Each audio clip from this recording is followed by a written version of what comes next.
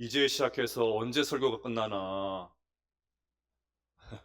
염려가 되시는 분들 계시죠? 네, 걱정하지 마십시오. 제가 누굽니까? 평소보다 설교가 한 장이 적습니다. 그러니까 편안한 마음으로 참석하시면 되겠습니다. 지난주에 우리는 에베소에서 일어난 부흥의 현장을 살펴보았습니다.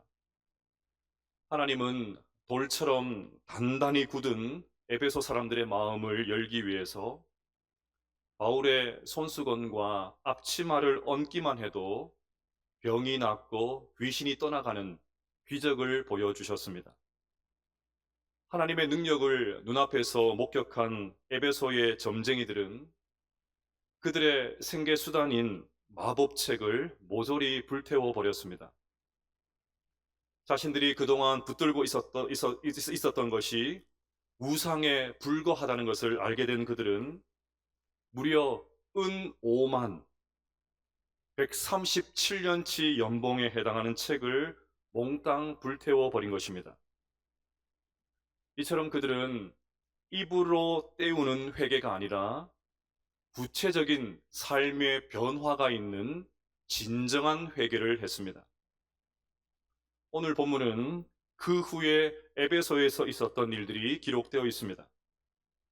오늘은 바울의 에베소 사역이 마무리되는 현장을 보면서 우리가 받아야 될 도전을 살펴보도록 하겠습니다. 첫째는 복음 전파의 열정입니다. 21절 말씀을 같이 읽어보겠습니다. 시작. 이 일이 있은 후에 바울이 마게도냐와 아가야를 거쳐 예루살렘에 가기로 작정하여 이르되 내가 거기 갔다가 후에 로마도 보아야 하리라 하고. 아멘. 에베소에서 부흥을 맛본 바울은 이제 향후 자신의 계획을 밝히고 있습니다. 바울은 에베소 사역을 마친 다음에 마게도냐와 아가야를 방문하려고 했습니다. 그곳은 2차 전도 여행 때 세웠던 빌립보, 데살로니가, 베레아, 고린도 교회가 있습니다. 3년이나 되는 이 긴 시간을 에베소에서 머물렀기 때문에 그 교회 성도들의 형편이 무척이나 궁금했겠죠. 그래서 그들을 만나서 신앙을 점검하고 격려하기 위해서 그곳을 가려고 했던 것입니다. 그런 다음에 예루살렘을 거쳐서 궁극적으로 바울은 로마도 보아야 하리라. 로마에 가서 복음을 전하려고 했습니다. 로마도 보아야 하리라. 좋은 번역이지만 조금은 아쉽습니다. 원문 그대로 번역을 하면 의미가 훨씬 더 살아납니다. 내가 반드시 로마도 보아야만 하리라. 내가 반드시 로마도 보아야만 하리라. 다른 누군가가 아니라 바로 내가, 바울 자신이 기필코 로마에 가서 복음을 전하겠다는 것입니다. 여러분, 로마가 어디입니까? 당시 로마는 제국의 수도였습니다. 2000년 전 세계의 중심이었습니다. 세계의 모든 힘이 이곳으로 모였고 이곳에서 발산이 되었습니다. 그러니 로마도 보아야 하리라, 이 말은 단순히 로마가 보고 싶다 그런 말이 아닙니다. 살아생전에 로마 여행 좀 해야 되지 않나 그런 말도 아닙니다. 버킷리스트에 올라있는 로마 관광 해봐야 되겠다 그런 말은 더더욱 아닙니다. 제국의 심장인 로마에 피 묻은 주님의 십자가의 깃발을 꽂겠다는 말입니다. 내 남은 인생을 로마에서 불태우겠다는 말입니다.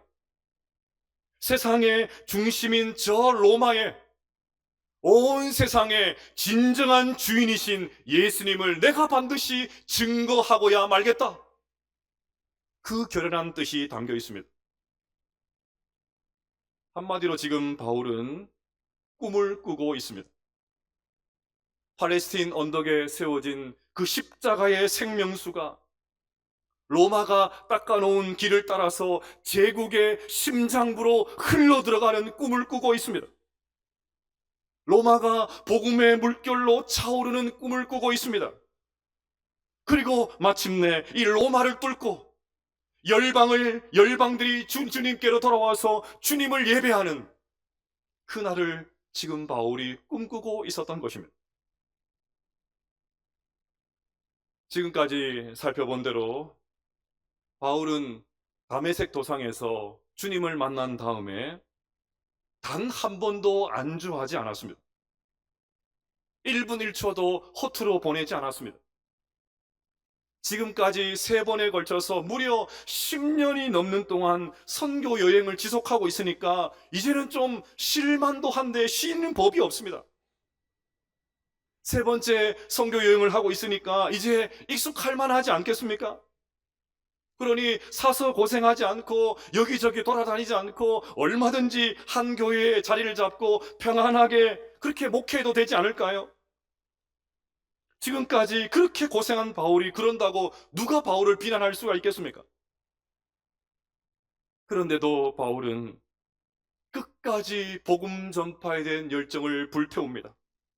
로마도 보아야 하리라.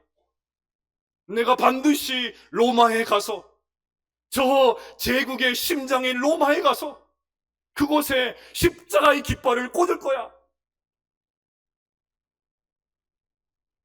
그러니 지금 우리가 이렇게 하나님을 섬기고 하나님을 예배하고 있는 이유 가운데 하나는 바울의 복음 전파에 대한 열정, 선교의 열정 때문입니다. 바울이 선교의 열정을 불태우지 않았다면 과연 우리에게 복음이 전해질 수 있었을까요?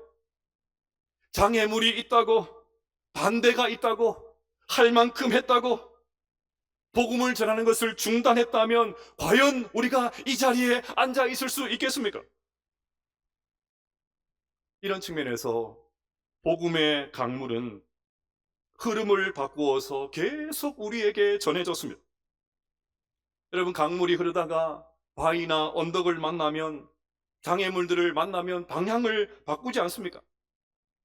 마찬가지로 복음도 장애물을 만나면 방향을 바꾸어서 계속 흘러왔습니다. 복음은 지난 2000년 동안 지중해와 대서양과 그리고 태평양을 건너서 한반도에 살고 있는 우리에게까지 굽이굽이 흘러왔습니다. 그 길목에 바울과 같은 수많은 신앙의 선배들의 헌신이 있었기 때문에 마침내 우리가 그리스도인이 된 줄로 믿습니다. 정말 이 사실을 믿는다면, 정말 이 사실에 감격한다면 우리도 복음에 대한 열정을 불태워야 됩니다. 선교의 열정이 타올라야 됩니다.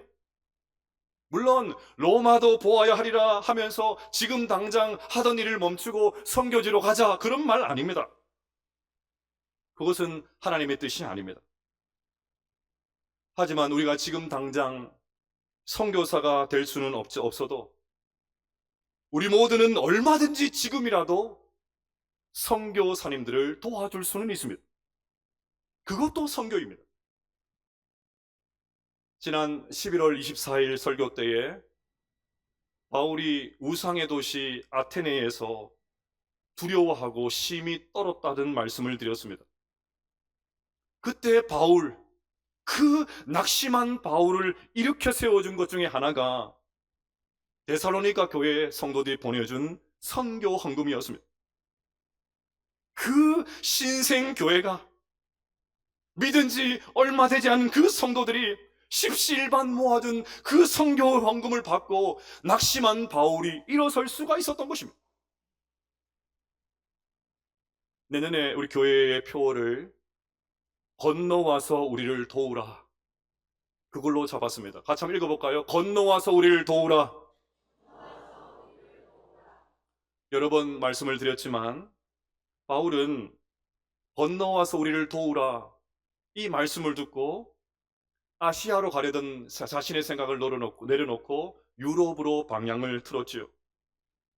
그 순종으로 인해서 유럽의 찬란한 기독교 문화가 꽃피울 수 있었고, 마침내 유럽과 미국에서 세워진 교회에서 파송된 선교사들이 이 조선 땅까지 들어올 수 있었던 것입니다. 지금까지 우리 교회는 여러분들의 헌신으로 많은 선교 사역을 감당해 오고 있습니다. 여러분들이 매달 드려주시는 선교 헌금, 매주 드리고 있는 구역 헌금을 전액을 선교 헌금에 선교 사역에 사용하고 있습니다. 저의 간절한 소원이 있다면 내년부터 우리 교회의 모든 성도님들이 한 분도 빠짐없이 선교 헌금에 동참하는 것입니다.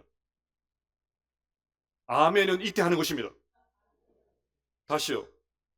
저의 간절한 소원이 있다면 내년부터 우리 교회 모든 성도님들이 한 분도 빠짐없이 선교 헌금에 동참하는 것입니다. 그래서 할 수만 있다면 선교사님도 한 분 더 파송도 하고 더 많은 선교사님도 좀 후원하고 개척교회들도 후원하고. 저는 연말이 되면 너무너무 마음이 힘들어요. 제가 키다리 아저씨가 되었으면 좋겠어요. 연말이 되면 막 이름도 모르는 수많은 선교사님들, 수많은 교회들이 좀 도와달라고 아우성칩니다. 계속 전화가 와요. 제가 낯선 전화가 오면 받지는 않습니다. 너무너무 마음이 힘들거든요. 도와줄 형편이 안 되는데 자꾸 도와달라고 얼마나 마음이 힘든지 몰라요. 그럴 때마다 제가 키다리 아저씨가 되어서 네, 도와드릴게요. 서류 보내세요. 이랬으면 좋겠어요. 그래서 막 선교사 열심히 하고. 저는 우리 교회에도 매달 50만 원, 100만 원 선교 헌금을 하는 분들이 생겨났으면 좋겠습니다. 저는 사역했던 교회들마다 그런 분들이 계셨어요. 어떻게 매달 그 큰 금액을 하나? 그런데도 형편이 좋다고 하는 게 아니고 그래도 선교 사역 때문에 막 하는 거예요. 하지만 한 구자라도 모든 분들이 빠짐없이 동참하는 것이 훨씬 더 바람직합니다. 언양 지역에 대형 카페들이 얼마나 많습니까? 요즘은 생겼다 하면 대형 카페인 것 같습니다. 밥을 배불리 먹고도 디저트로 음료와 빵을 또 먹는 위대한 우리들 아닙니까? 얼마나 위대한지 몰라요. 그 횟수를 한 번만 줄여도 얼마든지 선교사에게 동참할 수 있습니다. 사도행전 말씀을 알게 된 이상 그냥 가만히 있으면 직무유기가 될 것입니다.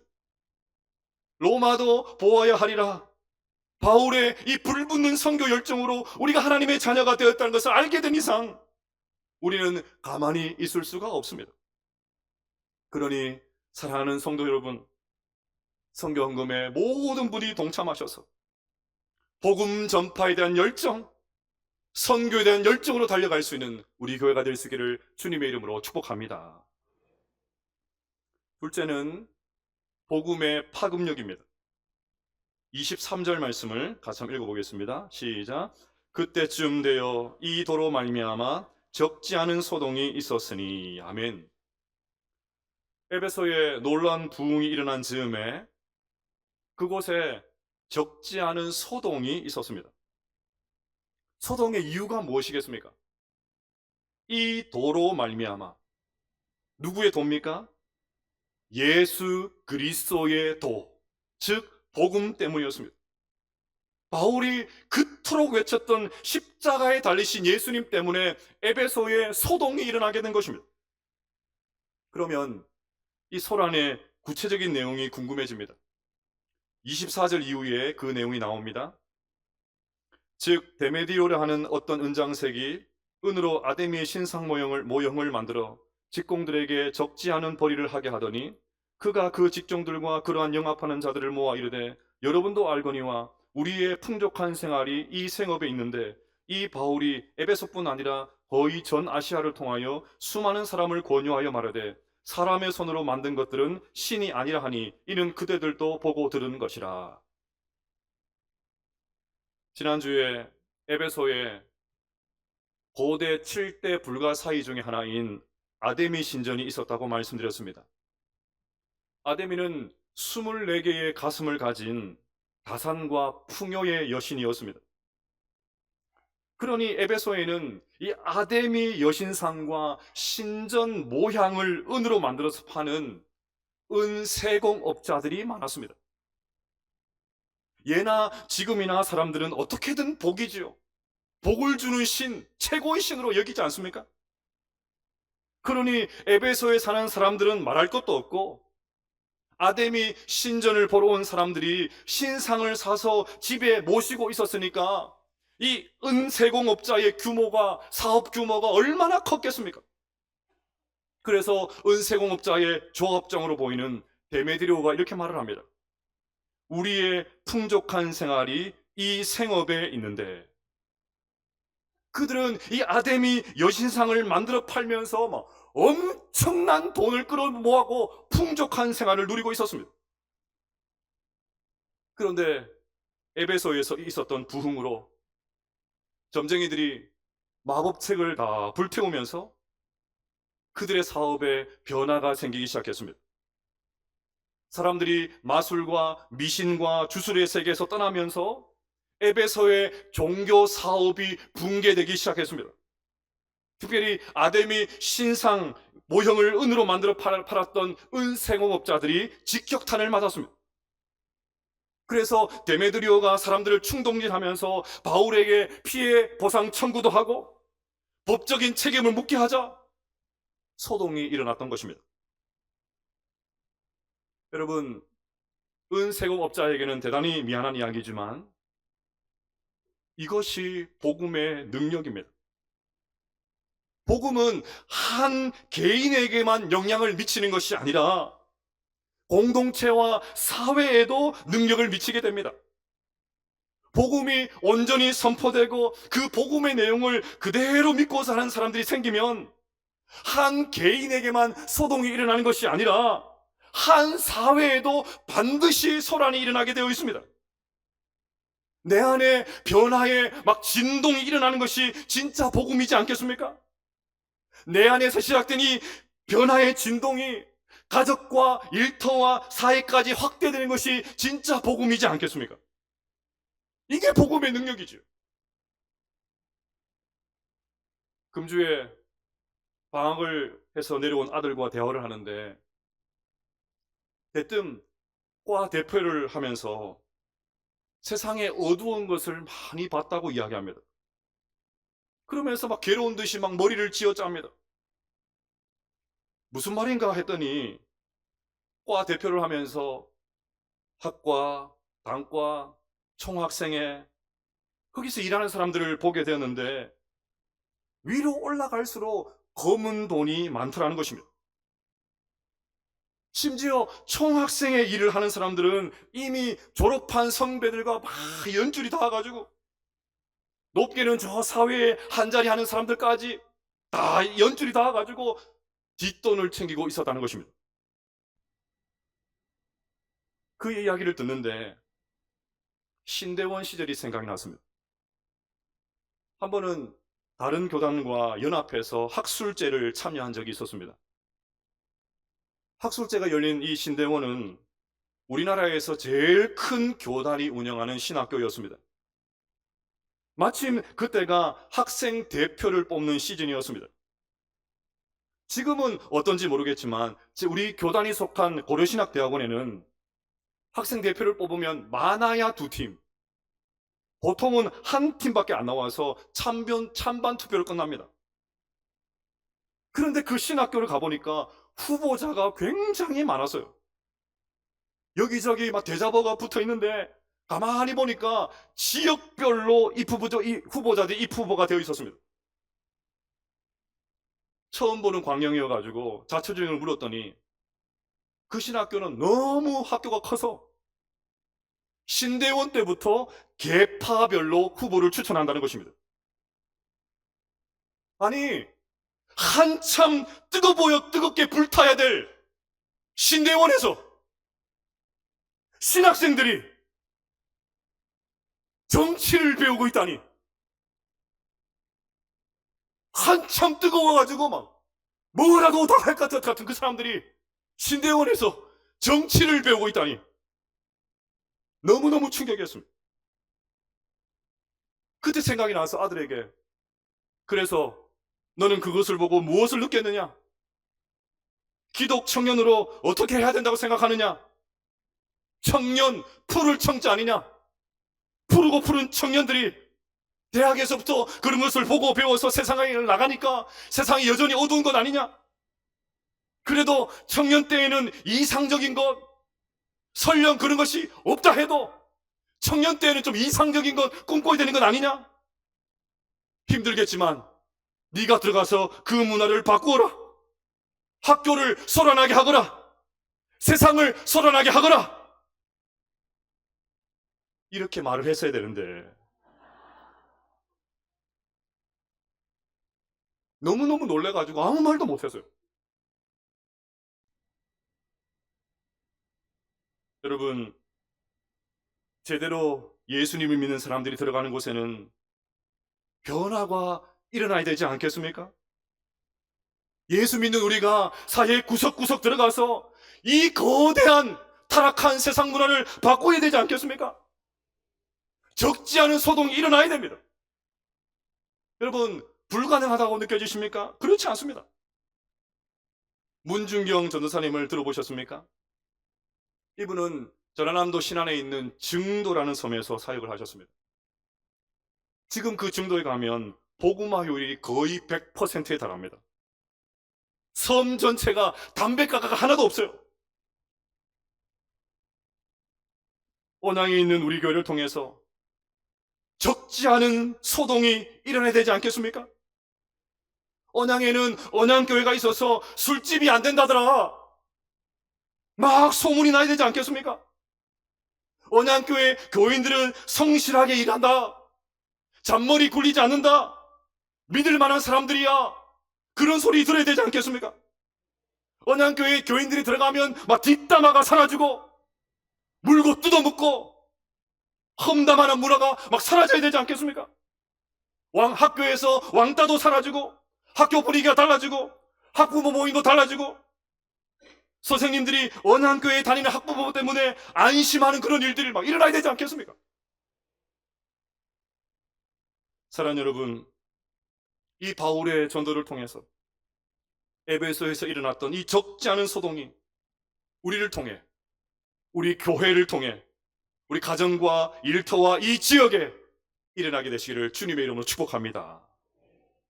셋째로 복음의 능력입니다. 바울의 복음 전파로 우상 산업이 폭삭망하게 되자 데메디오는 사람들을 선동하기 시작합니다.